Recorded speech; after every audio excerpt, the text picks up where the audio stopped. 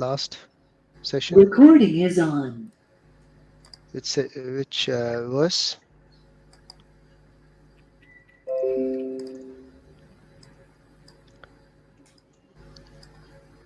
Yes? Which verse were we last time? We were in 37, 38, I think. Is it? Did we discuss 36? We finished 32, 35. Correct. 36 So, we had to. yeah, so we have to start with 36 today. Yeah, 36. All right. So we'll start reading from 1.36. Just do our prayers first. Om Namo Bhagavate Vasudevaya. Om Namo Bhagavate Vasudevaya. Om Namo Bhagavate Vasudevaya. Om Namo Om Namo Bhagavate Bhagavate Vasudevaya. Vasudevaya. Om Namo Bhagavate Vasudevaya. Om Namo Om Bhagavate Namo Bhagavate Vasudevaya. Vasudevaya. So 1.36, I'll share my screen with you and we can recite together.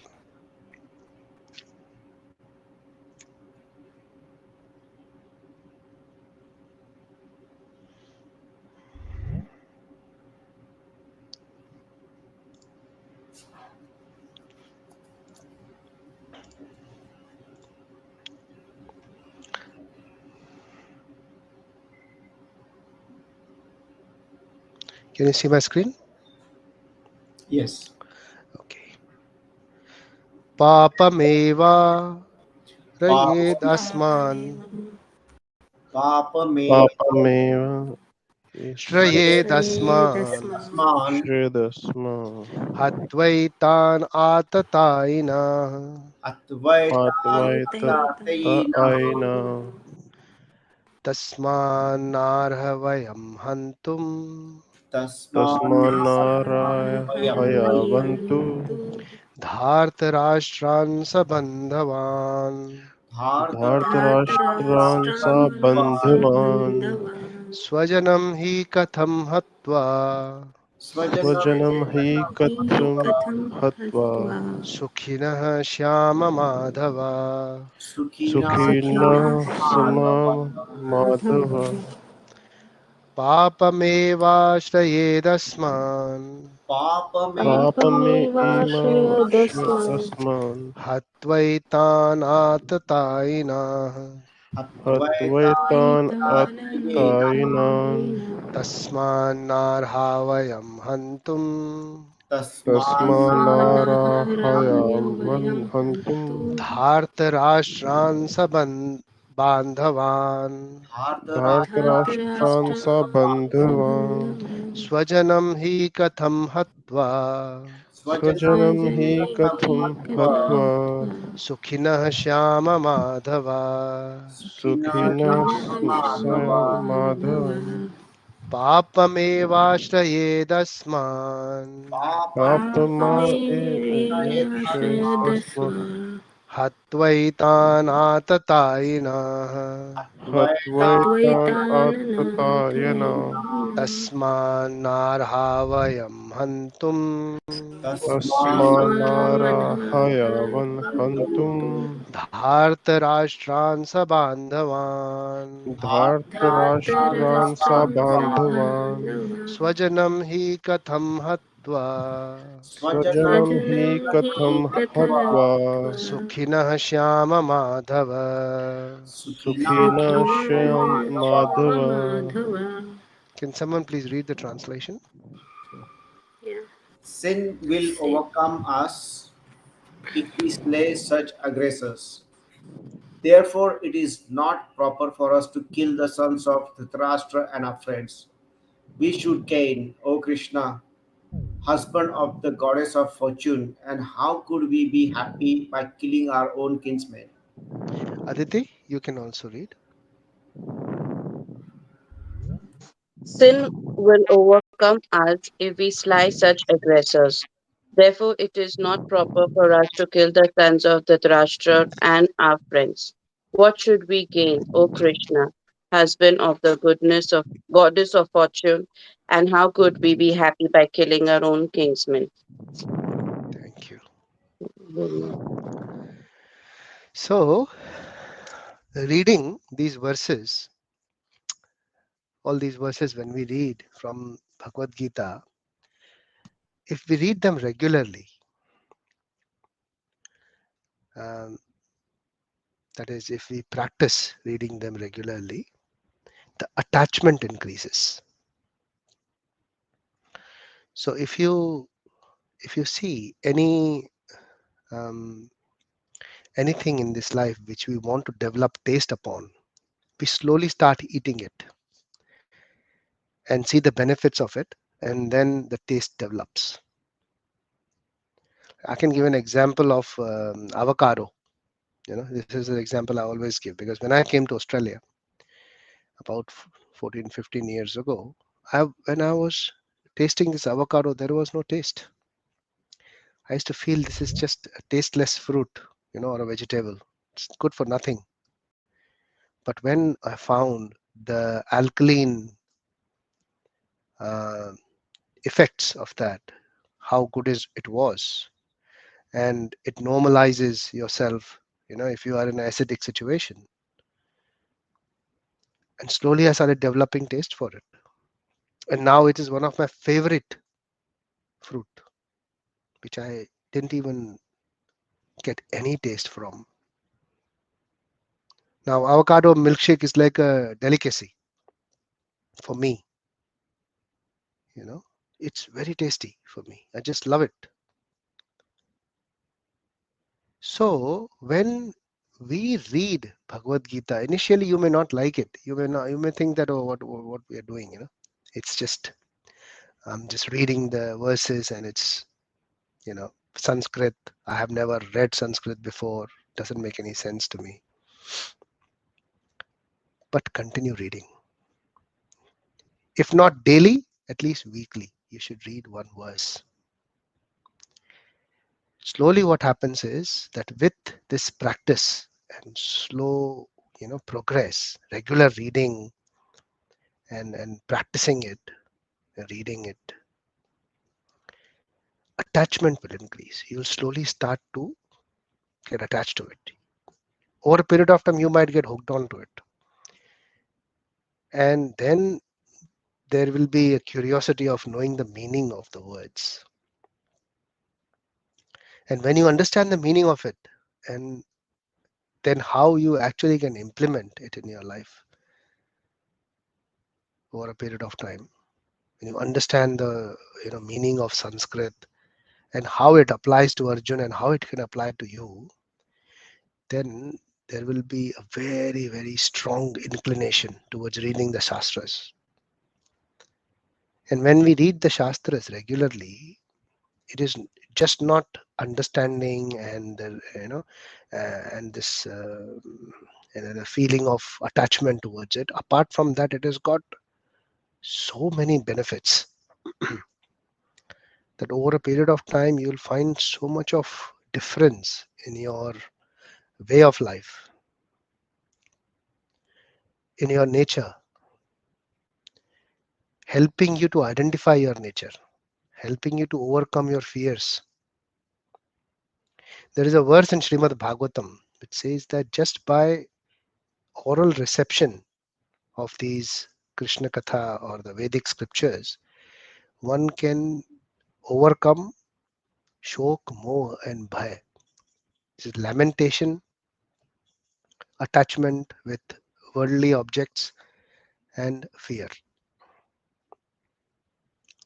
So if you want to really improve your lifestyle and also want an attachment for want to have a curiosity for our Vedic scriptures, just read verses of Bhagavad Gita every week, if not daily. One verse is enough. Keep a practice of reading verses. Yeah, it's very beneficial. Lots of benefits. So this verse 1.36, if you see, what is Arjun saying? Papameva shreyedasman. Sin will overcome us. Hatvetan atatayinaha. What is atatayina? What is who is Atatai? Troublemaker. Troublemaker. Okay. In a more intense meaning of this, as mentioned here in the translation, Aggressor. aggressor. So Atatai na. Atatai. What is the actual translation of this word Atatai na? Atatai. Anyone? Like Atyachar.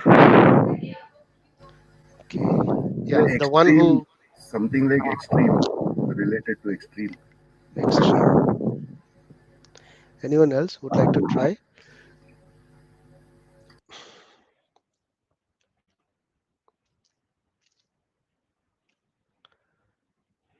Okay.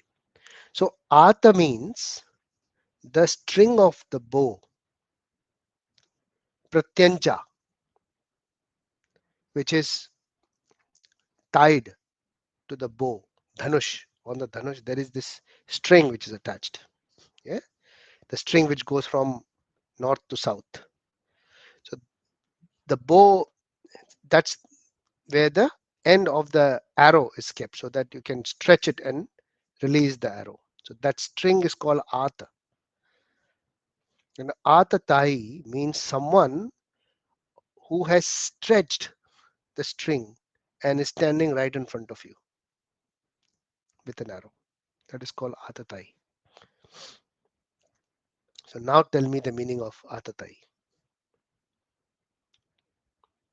Who wants to go?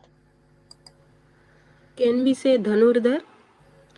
Dhanurdhar, not necessarily Dhanurdhar, but anyone who has stretched this bow in front of you.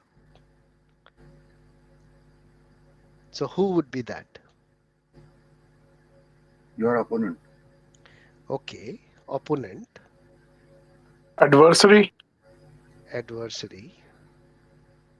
Anyone else thinking some more on this?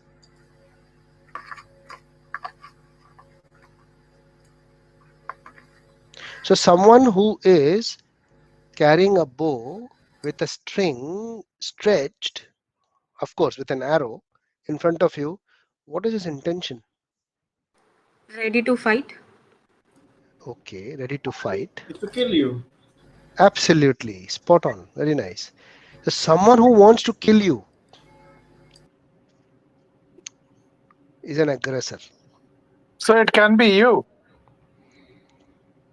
So someone who is trying to kill you, what would you do? Would you take out Bhagavad Gita and explain him humility?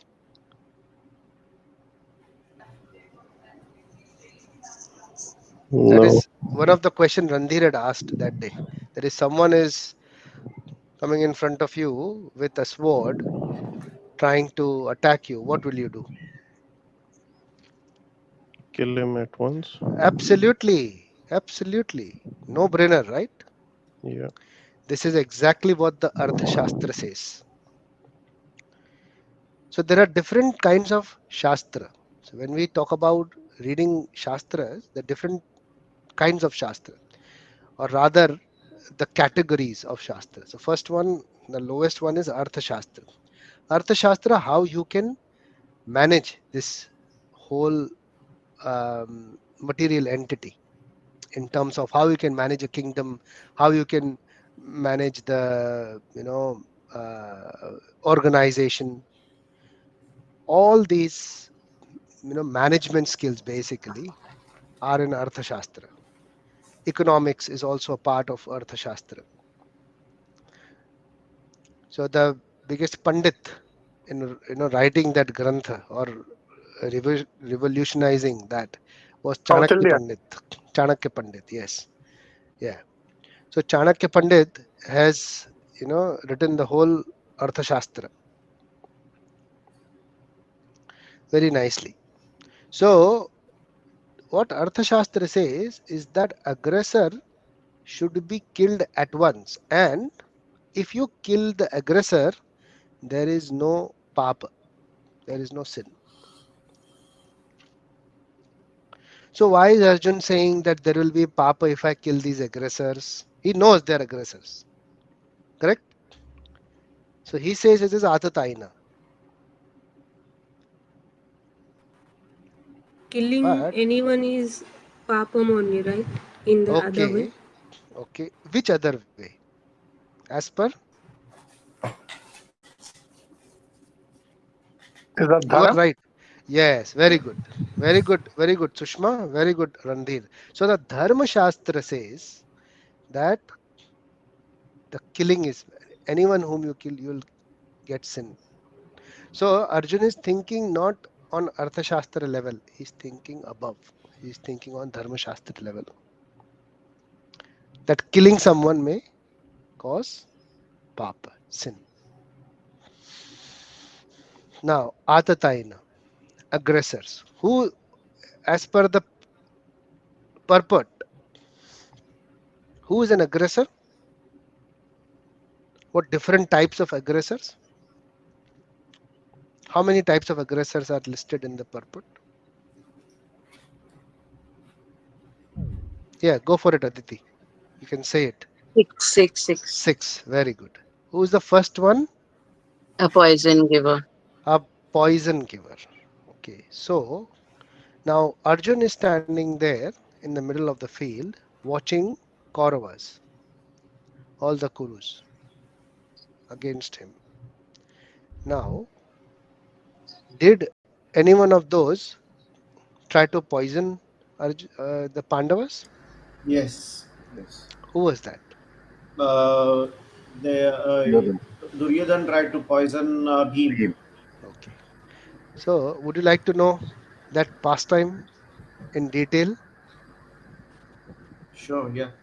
Yes. So, Duryodhan, so just to give you a background first, why did Duryodhan want to give poison to Bhim? The background is initially Pandu, the younger brother of Dhritarashtra, was the king of Hastinapur.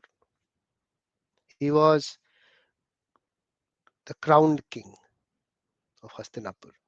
The reason why he was the crowned king, being the younger brother, is because Dhritarashtra was blind. And Vidur Niti, which is, of course, one of the Dharma Nitis. So there is Chanakya Niti, which is Artha Shastra. Vidur, Vidur Niti is above that. Vidur Niti is on the level of Dharma. So Vidur came and said that Dhritarashtra cannot be made the king. Pandu has to be made the king because Dhritarashtra is blind. A blind cannot be a king. He gave his reasons and they were very valid reasons. So they were agreed upon and Pandu was made the king. Now, due to some curse, Pandu had to go to the jungle. We will not discuss about that. That's another story. So he went to the jungle with his wives, Kunti, and second one, Aditi will tell us. I don't remember the name. Okay, Randhir will tell us. Unmute. He has said it correctly. I could read his lips. So Did it was Madhuri say? Madhavi. Well, yeah, correct. So Madri was the second one. Okay. So he with both of his wives, Pandu went to the forest, jungle. And because he went to the forest, there was no one to take care of the kingdom. So Dhritarashtra was made the caretaker king. Now, the caretaker king was such a king that he will only be the king till Pandu comes back. Now, unfortunately, Pandu died in the forest. Okay, that doesn't change the status of Dhritarashtra. So he was still a caretaker king. He has to wait till Pandu's sons, which was Yudhishthir, who was the eldest son, he comes back so that he can rightfully get his kingdom back. Because Yudhishthir was elder than Duryodhan. Although Dhritarashtra and Gandhari, not Gandhari, but Dhritarashtra tried his level best that his son is born before Yudhishthir. But it so happened that Duryodhan was born after Yudhishthir. So Yudhishthir was elder, and he was the son of the crowned king. So technically, by parampara, by shastra, by everything, Yudhishthir was the next up prince and the king. Yeah, Kalpesh, you have a question? Yeah, it's not as per the Shastra, right? Because as per the Shastra, a rightful person should be the king, not based on their lineage. Okay, so the lineage was such that rightfully also Yudhishthir was far better at the Gurukul in terms of knowledge and warriorship. So all the aspects were ticking on him. He was son of the crowned king, which was the pratha at that time, unfortunately, that whoever is the crowned king, his son will be the next king, not by karma, but by janma. Hmm. So Yudhishthir fit into that category of being the son of the crowned king, of the existing king, plus he was also by karma, he was Dharmaraj. He was an excellent, uh, he had excellent intelligence and the understanding of the Shastra as well as the, the implied Shastra. So he knew exactly how to apply dharma, how to apply everything based on dharma. So that's why he was known as Dharmaraj Yudhishthir. So he was excellent in terms of intelligence as well as he knew multiple languages, he knew warriorship, he was an expert fighter as well. So in all the terms, he was the perfect king. Having said that, he was the son of the existing king, not the son of caretaker king. Hmm. So Dhritarashtra was only there to wait for the Pandavas to come back and take the throne back. But it so happened that it took some time for them to go to Gurukul and then come here. And by the time they came here, Duryodhan was already there in Hastinapur. And he grew up with the mentality that because my father is the king, I will be the king, next king. So when you have such, the mentality that this that mentality is specific, there is a word for that mentality. It is called the. I'll come back to that. So he had that mentality that I will be the next up king.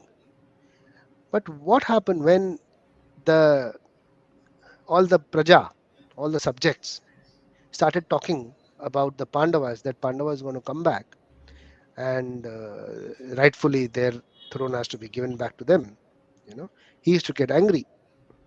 So when the Pandavas actually came back, he wasn't very happy. And on top of that, the Pandavas were loved by everyone.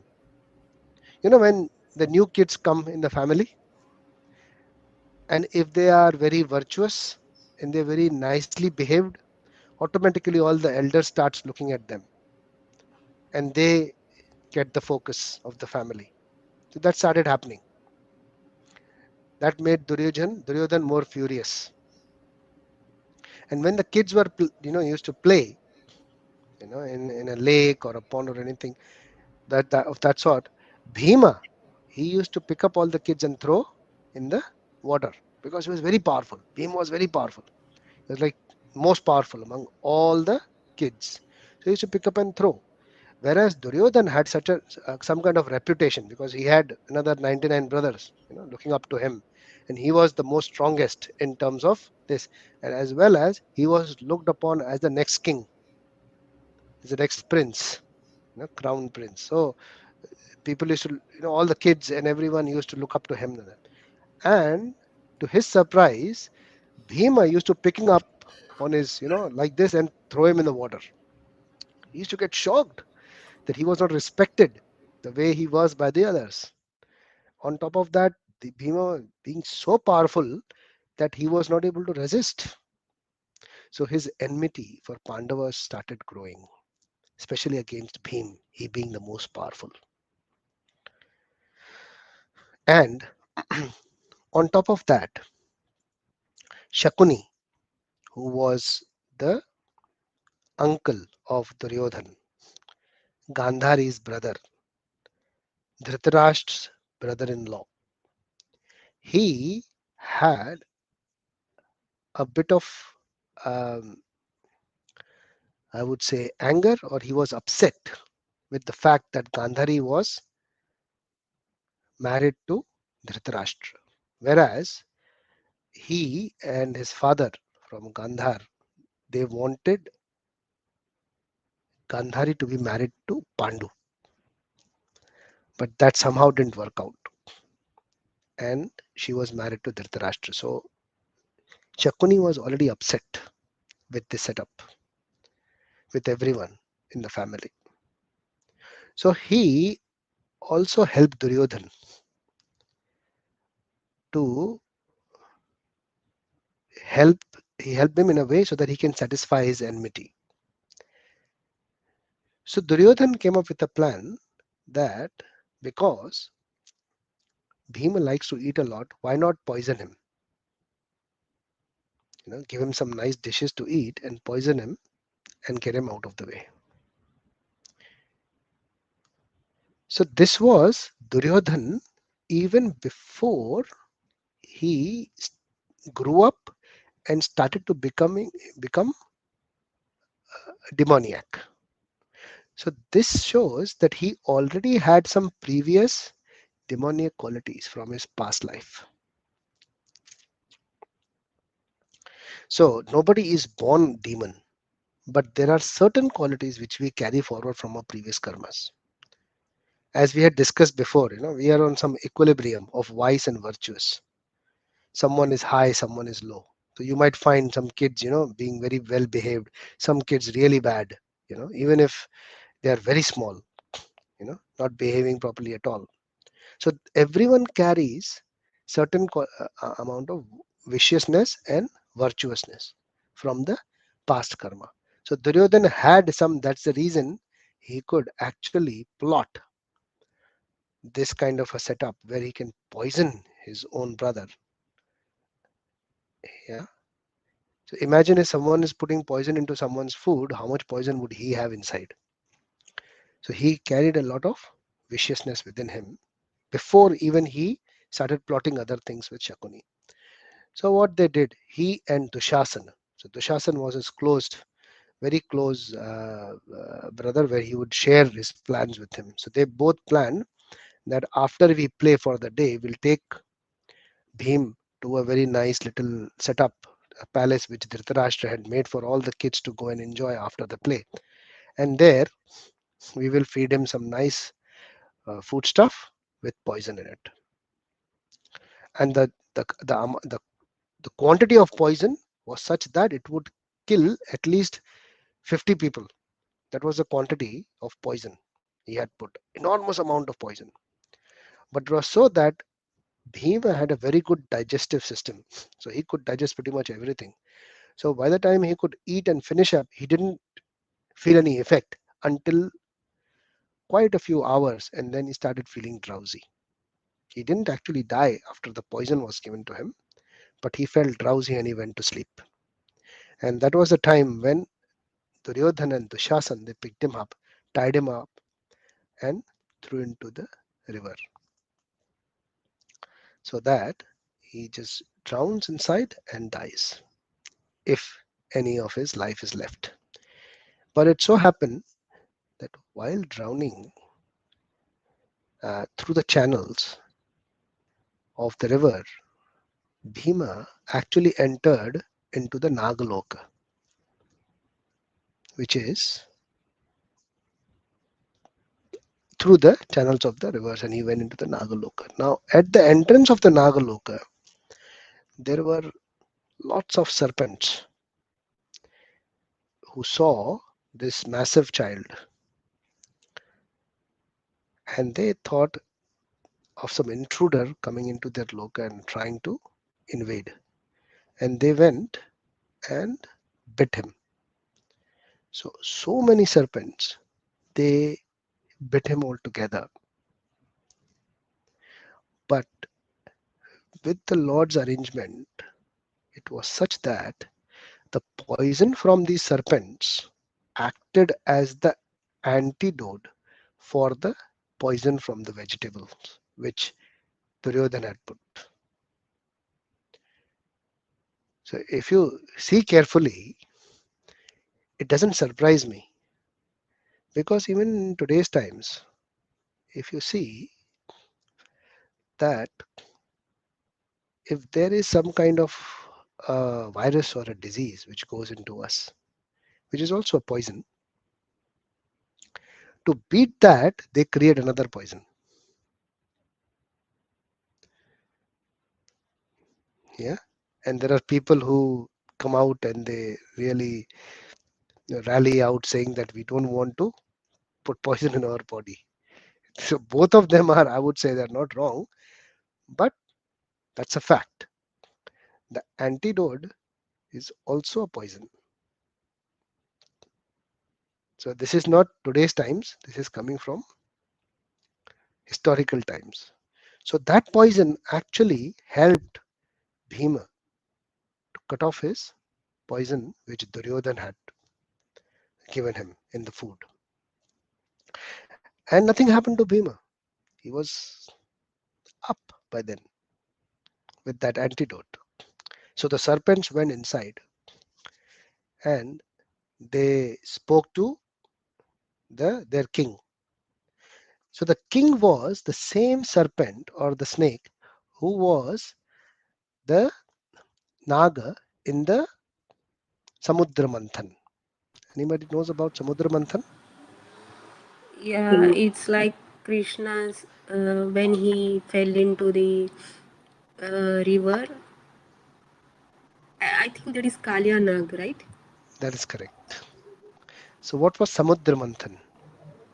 Samudra Sir, when Manthan they is were a fight between a demon and a god Very to nice. try. They were trying to get out that Amrutam. Correct. Okay. So Samudra Manthan was the fight between the Devatas and the Rakshasas. Very good. Yes. Anyone else? What? Who else was saying something?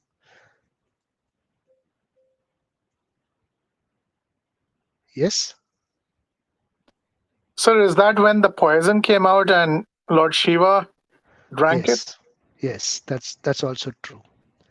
So so the churning of the Samudra so that you get all the different byproducts from it was done basically to get the Amrita out from it, which is like the very pious uh, nectar, wherein, Nectar. yeah, so which was to be given to the devatas, so they can get have a healthy and longer life.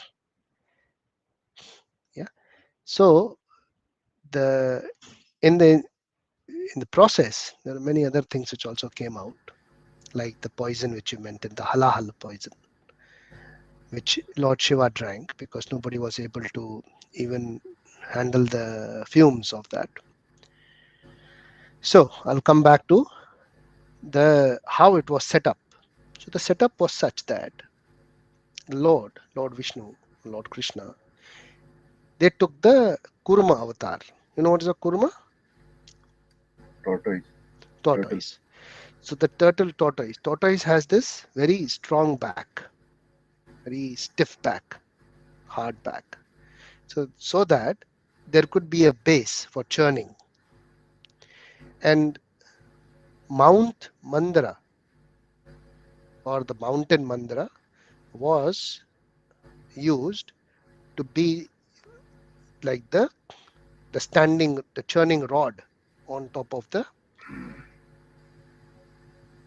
tortoise form Lord Vishnu. And to churn Vasuki, who was the serpent, was used. Vasuki.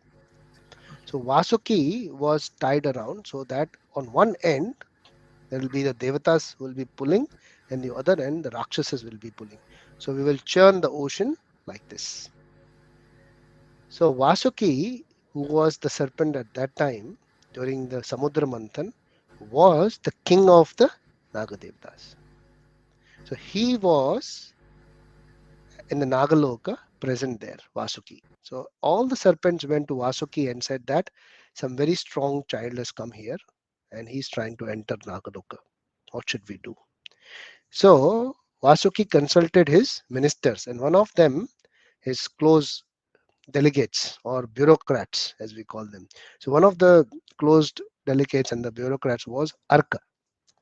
Now this Arka is none other than the great grandfather of Bhima and the other Pandavas in the previous lifetime. So he recognized Bhima. So he said he's Bhima, so we should welcome him. So all the serpents actually welcomed Bhima. And after he was awake nicely and talking, they offered him lots of food and you know rest, and they gave him Naga Pasha. No, Naga Pasha. They gave him a kind of a nectar, which is if someone drinks that, gets the power of 1,000 elephants. So that nectar, which they gave it to him, was very difficult to drink, like it was in pots. So nobody could digest it easily. So if you drink a little bit, your body needs a lot of time to digest it. But Bhima, he took all 8 to 10 pots and he just finished it like top to bottom very quickly. So all the Nagas, they were surprised by Bhima's capacity and his strength, and they gave him a lot of blessings. But after he drank all those, he just slept because he had to digest what he had actually drunk. That that portion was very heavy to be digested. So it took him 8 days and 8 nights. So he slept there in order to digest it. After he woke up, he was very, very powerful. He had the power of 10,000 elephants, more powerful, more rejuvenated. And that's a time when Vasuki and others told him that now you should go back, your family must be worried about you. So he went back and met all his family. And at the time he was more powerful, he was more rejuvenated, which surprised Duryodhan. And at the time he was acting in front of everyone that, yeah, I'm also missing him too. The family was worried. So when Bhima went back, he told the actual story to Yudhishthir and Kunti, that this is what had happened with him. But Yudhishthir at the time said, we should keep quiet. We should not tell this to anyone, that Duryodhan, because there is enmity, it will turn into a war straight away. There will be fights among our elders. They consulted Vidur for that, and Vidur said, yes, Yudhishthir is right. We should not, openly discuss about it at the moment. So that was the first time when Duryodhan tried to poison Bhima. There was another time when Duryodhan tried to poison Bhima again. He used the Dhatura poison to poison his food. But that time, one of the Kauravas, he spilled the beans. He was one of the brothers of Duryodhan, but not from Gandhari. So Dhritarashtra did not have 100 sons. He had 101 sons. Have we discussed this before? I think we have, right? Yes. Who was 101 son? Okay, who will tell me? Randhir, who was the 101st son? So I don't know his name, but he served with he fought with the Pandavas. Fought on the side of Pandavas. That's correct. You are right. Yeah, good clue. So now And they you had a can see. sister too. No, they had a sister. Yes, I agree. Yes. Okay, Aditi, what was the name of that 101st son of Dhritarashtra? I don't know. No, no. Karan, want to give it a try? No idea. Okay, Kalpesh, you want to give it a Maybe try? Jujutsu or Very good. Yes, Yeah. Jujutsu. You Jujutsu. got Yeah. it spot on. So Jujutsu was the 101st son of Dhritarashtra, who was not the son from Gandhari. He was a son of the maid. Okay. Yeah. So Jujutsu spilled the beans, and he went and told everyone that he has poisoned. So when Bhima heard about it, that he has poisoned it, he laughed it out because his body was so accustomed to poisons by that time. He had so much of poison in his body that this was nothing. He ate the food, digested it, and he went away. So Duryodhan got furious on that nothing was working in order to kill Bhima. So that was the poison giver. Okay, what's next? Who's the next aggressor? Yes, Aditi, you can read out. One who sets fire to the house. Okay, so who set fire to someone? Did Kauravas did that? Yes. Lakshagriha. Yes. Okay, where? Sushma will tell us. What was the setup? Like they build a house for Pandavas, Mm-hmm. which is made of Lakh. lakh. Yes, yes, Yeah, yes. which will catch fire easily. Correct. Yeah. Very good. Yes, very nice. Would you all like to know the details in brief? Yes, please. Yeah. It was So Lakshagraha. Lakshagra, yes. So there are a lot of what you call suspense, which might get revealed as to how this was set up. You know, many faces you might have heard, many people, personalities you might have heard, but the intention is like it comes out when such kind of events are discussed. So Lakshagraha was another kind of an event where Duryodhan tried to kill the Pandavas all at once. So what happened was when the Pandavas were living in Hastinapur, the Praja started to speak about the next king.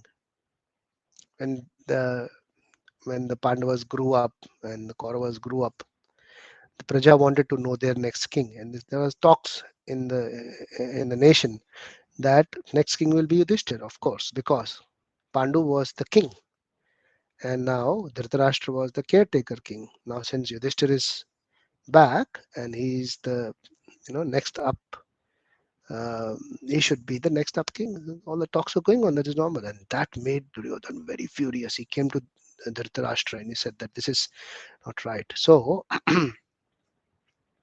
what he did was he made a plan to kill all the Pandavas. He came to Dhritarashtra and he said that why don't we send them to a place which is far away from here, uh, where we have the Pashupatinath temple, which is Lord Shiva's temple, for their archana, and then for the puja, and then there we will put them in Lakshakara and will burn them off, all of them. So Dhritarashtra was involved with Duryodhana in this. So Dhritarashtra said that no, but if you plan to do that, the whole subjects, the whole praja, they will start revolting. They will start, they will be against you because all of them love Pandavas. You can't do that. So Duryodhan said, I have planned it all. He said there are all the different aspects he had planned. First was that how do we convince Bhishma? He said Bhishma is no problem because he will never go against the throne. Whatever the throne, the person who's sitting on the throne, this is his pratigya. That whoever is sitting on the throne of Hastinapur, he has to support him. So we don't tell him that we are going to burn Pandavas, but sending them to the Pashupatinath temple is not a problem. He will agree to that if we say it. Okay, if Dhritarashtra says that. Next up was uh, Dronacharya. Now Dronacharya was the guru of the whole Hastinapur, the teacher, main teacher. So they said that Duryodhan said that Dronacharya's son Ashwathama is a very good friend of mine, and I will convince him. If he's convinced, Dronacharya will be convinced. The next Kula Guru was Kripacharya. Now Kripacharya's wife Kripacharya's sister Kripi was married to Dronacharya. Dronacharya. So he said that if Dronacharya agrees, Kripacharya will agree. No problem. The only person left will be Vidur. And who cares about Vidur? He doesn't have any powers. So don't worry about it. Now it is the Praja. So he says that this will be 6 months to 1 year plan. So we send them to Pashupati temple in after 6 months. But now we start giving a lot of gifts and a lot of charity to the Praja, so that they start saying good about us, about Dhritarashtra. They're very good people. And second thing we do, we start speaking about that place, which is Varnavrat, where the Lakshagara will be made. We start speaking about the place, how good it is and great it is in the palace, in the court, slowly and slowly, and start giving charity and everything to everyone. So they started with that. And Dhritarashtra was convinced. He said, okay, fine. This sounds like a good plan. We may be able to implement it. So every day there will be some ministers in the court, along with Dhritarashtra, his own ministers. They talk about Varnavrat. Varnavrat is such a nice place. So many good things to do. They keep on telling day after day, day after day, day after day. They keep on drilling this. Yudhishthir used to hear it. And in parallel, they were giving a lot of gifts to the Praja, a lot of good things to the subjects. They would constantly do that. When Yudhishthir saw that, he smelt a rat in that. He said, there's something wrong in this, because it is said that Ati Bhakti Duracharan. So that means that extra effort in making someone happy, or doing some kind of extra efforts, being extra generous to someone, there is some intention behind it. There is some expectation behind it. So there is something in the background. Otherwise, nobody goes extra generous to everyone. So Yudhishthir smelled that. He tried to understand what it is. And over a period of time, talking about Varnavrat, one day Dhritarashtra just came up in the court and told Yudhishthir that why don't you and the Pandavas and Kunti go to Varnavrat for the Pashupati Nath Puja.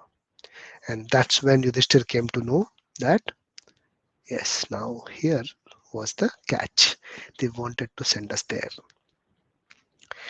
Now, the reason why they were, that was still unknown to Yudhishthir, but this was the plan. But he couldn't say no, because it would be a straight rebellion, and that would cause problems again in the kingdom. So Yudhishthir was very intelligent in terms of how to place, when to do things, how to do things. He knew exact timings. He was a very good person in terms of understanding, and he was very, he was a Dharmaraj as well. So he did not, negate his Dhritarashtra's um, statement on going to Varnavrat. He accepted it. He said, okay, we will go. And then Vidur came to know about the whole plan in one instance, where Shakuni threw one little lark, burnt lark, in Vidura's cabin. So when Vidur saw that burning lark and heard about Laksha Graha in Varnavrat, he understood that this Laksha Graha is not Laksha, it is made up of Lak. That is why it is Lakshagraha. So Vidur, while the Pandavas were leaving for Vanavrat, he came there to say them goodbye, and he spoke in the tribal language and in the coded words to Yudhishthir. Yudhishthir knew many languages. So did Vidur.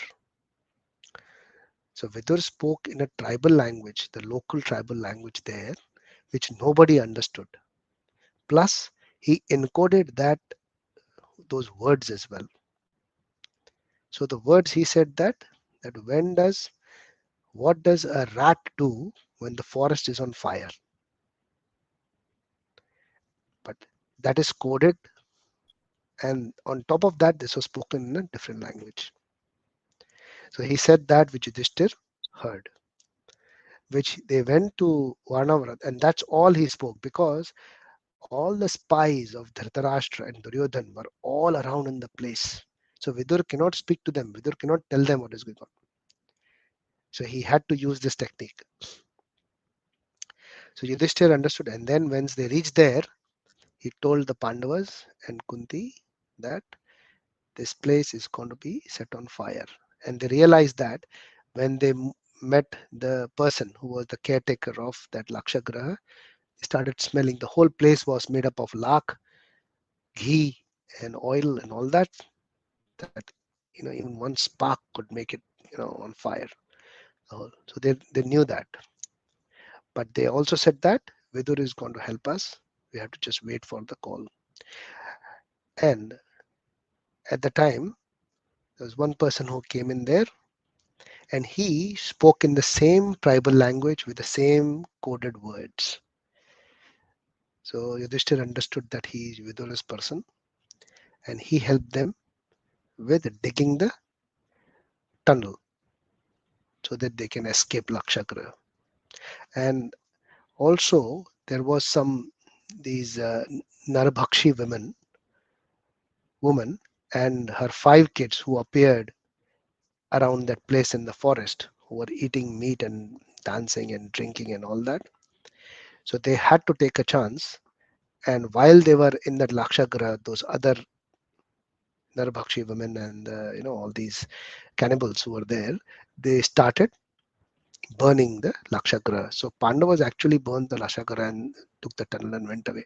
And everybody understood that after seeing the dead bodies of that Narabhakshi woman, the cannibal, and the 5 other children of his, that all the 5 Pandavas are dead, and Kunti is also dead. But only Vidur knew that they are not dead. He had taken them escape. So all these algorithms, the coded language which we use now, has been used since Mahabharata. Okay, there's nothing new. So this is all mentioned in Mahabharata, how this was spoken, how this is encoded. Okay, so the techniques used in that times were still prominent. So this is Cipher. how. So this is how the next part, which is they were attacked by Duryodhan trying to burn them alive. So what was the second aggressor, Aditi?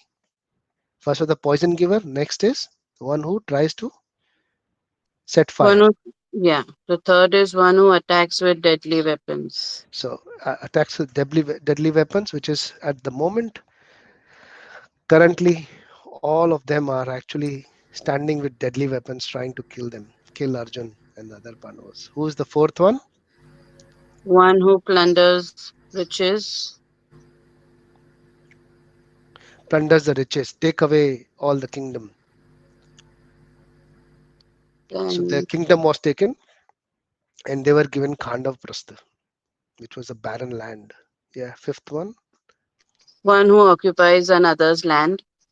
So their land was also occupied. Hastinapur was occupied by them.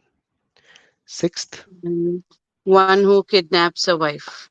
So everybody knows about the Draupadis.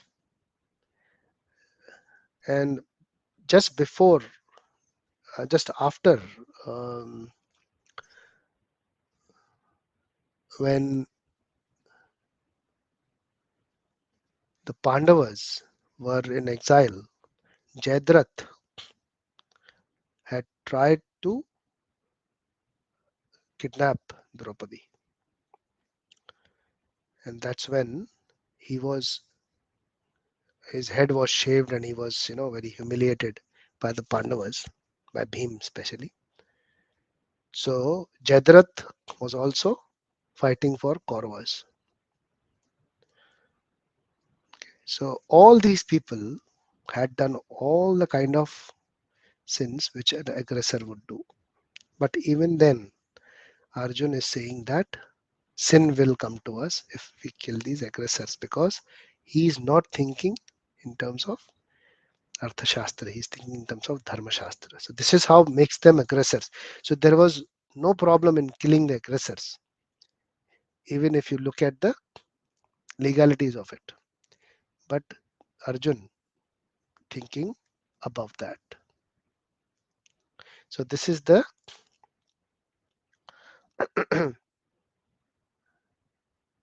statement by Arjun, and this is the third argument which Arjun is saying, that sin will come to us. We will get sinful reactions if we kill these aggressors. So first was compassion, second was kalpesh, second was, Sorry, Prabhuji. yeah. So first argument by Arjun of not fighting was compassion. Second one was Uh, Loss of life. loss of life. Okay. Sushma,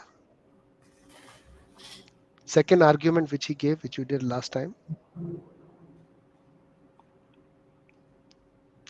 So I'll give you a clue. It was sharing and showing off. Enjoyment. Very good. Enjoyment. Very nice. So compassion, enjoyment. Now the third one is fear of Fear of Prophecy, Fear sinful. of Yes. sin. Yeah. progeny, right? No, no. Fear of sin. Third one at the moment which we are discussing. Why am I able to hear myself? Kalpesh is also Ah, I see. Okay. So the third one which we are discussing at the moment is fear of sinful sin. reactions. Sinful. Yes. He is worried about that sin will come to us if we kill these aggressors. So we'll discuss about the fourth one now. So verses 37 and 38. I want you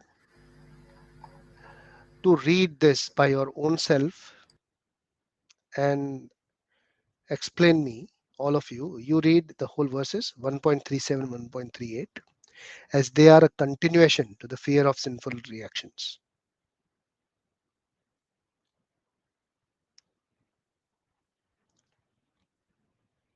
Yeah.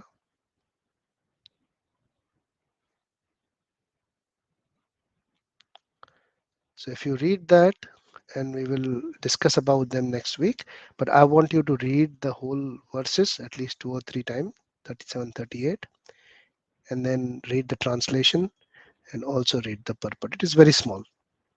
This will be the exercise for you guys to do this over the week. Okay. It is the continuation of the third argument of Arjun, which is fear of sinful reactions.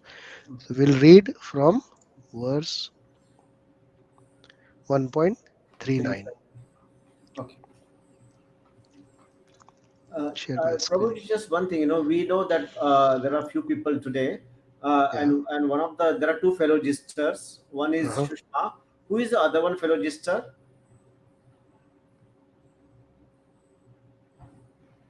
So we have Kalpesh, Abhijit, Aditi, Anil Prabhuji, Shushma, Karan, and Randir.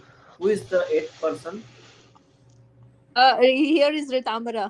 Ah, Mataji. Okay, okay. Hare Krishna. Oh, Hare Hare Krishna. Krishna. I am listening, Prabhuji. I couldn't, actively participate today No, because that's okay. uh, last night we got a little late, so I'm just, doing a lot of work with the Yeah, yeah, no class. So problem. I'm so sorry for Thank you. that. But No, no, next week thank you. I'll do. Take care. Thank you for joining, Mataji. No, Yeah, I think Prabhuji, it's Kalpesh my didn't know who's pleasure it. always that I was looking forward to join you. But yeah, some of the things I couldn't. No problem. Yeah. So we will read from 1.39 now, and I'll share my screen quickly.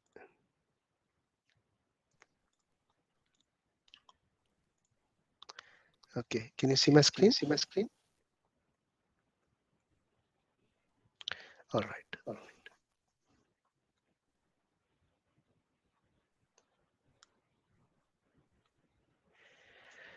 कुलक्षये प्रणश्यन्ति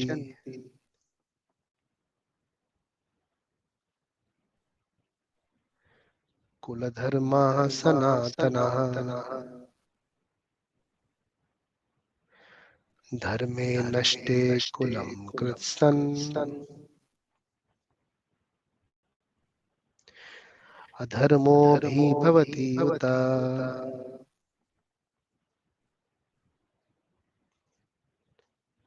कुलक्षये प्रणश्यन्ति